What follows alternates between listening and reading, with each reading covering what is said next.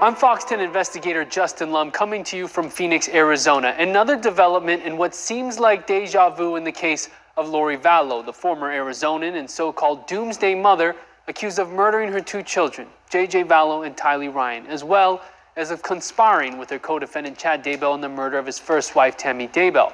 Vallow's case was put on hold for about a month because, once again, the court needed to determine if she was mentally fit to proceed with trial. Back in June of 2021, Vallow was deemed incompetent and placed in the custody of Idaho's Department of Health and Welfare for about 10 months before being deemed competent again. The back and forth has put stress on the grandparents of J.J. Vallow. Kay and Larry Woodcock spoke to me about this latest update. I think it proves what we have felt all along, that Lori doesn't have a mental issue. Lori's got a religious issue. And so finally somebody has seen the difference, and whoever made that decision, Judge Boyce, the attorneys, whoever made that decision, I think personally I'm very happy with it, and I know Kay is, and I think she's been hiding behind a veil of a religious belief, if that's what you want to call it, but that's just my opinion. Religious zealotry, and she's so caught up in it, and it's so outlandish, the beliefs they have, that they couldn't, I believe the doctors in Idaho couldn't discern between religion and delusions. Yeah. And so this doctor, I read about him, and he obviously knows what to do. He obviously knew exactly where to shoot, and he got it. I would like to know, I'm curious about your thoughts going into the mental competency review. Obviously it was sealed, but I'm sure you guys were asking, well, I wonder what's going to come out of this. And here we go, 1 week later, decision's made.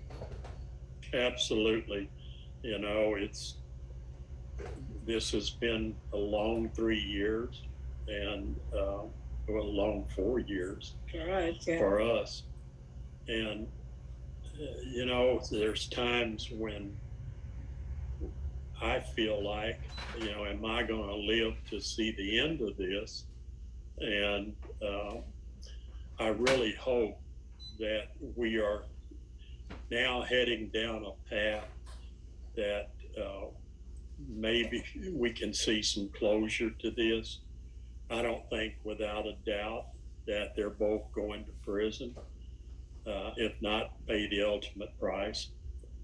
And as I've said so many times, you know, this is strictly about, from my perspective, I just want to close. I want some closure with JJ, and this is another step. It's another step closer.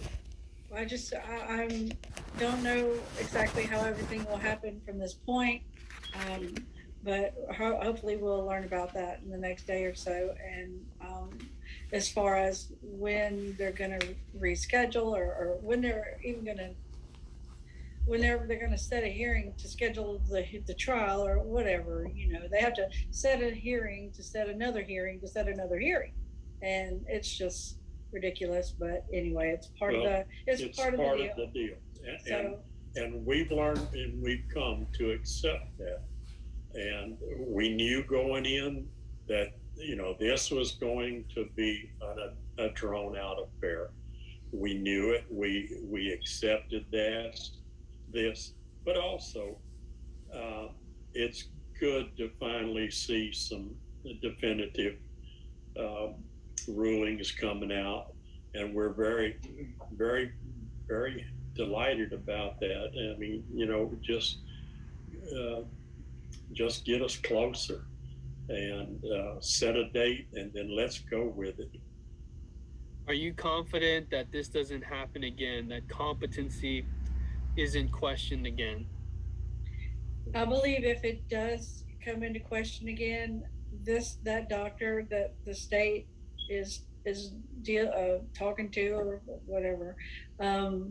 I believe that, like I said, he can see right through it, and so he cuts through it all and nailed it and nailed it. I mean, we don't have any inside information at all, but I mean, I'm just saying, obviously that's what happened. Otherwise, the judge wouldn't have ruled the way he did.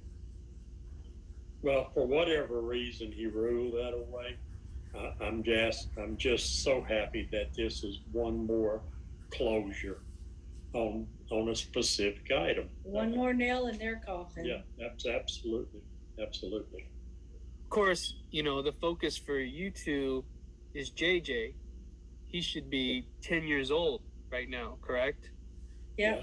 And yet here we are, and you've never had a funeral for him. And I'm sure you have planned it, every detail. And it's a beautiful vision in your mind of how you want to remember him. But the bottom line is it can't happen right now. Just what's keeping you going? Is it justice, knowing that at some point, someday, you will be able to physically lay him to rest? What keeps us going is we have many things that keep us going. It's I mean, top priority is having his services, and Tylee's as far as we can be involved in that. Allowed to. And but just that's the top priority, but then the justice and there's just so many things and wanting to learn everything that happened, and not that we'll ever be able to wrap our head around why. We'll probably never know. It's just sex why. and greed, but and you intertwine that with religion that's over the top, then I mean, we can't understand that because it's not understandable unless you're one of them, one of Chad and Lori's group or whatever they call them. And anyway, it's good. We have many things to do. We can't stop. We won't stop. And we are just patient. We don't have a choice. So it's better to be patient than to be agitated all the time and with a knot in your stomach every day. So we just wait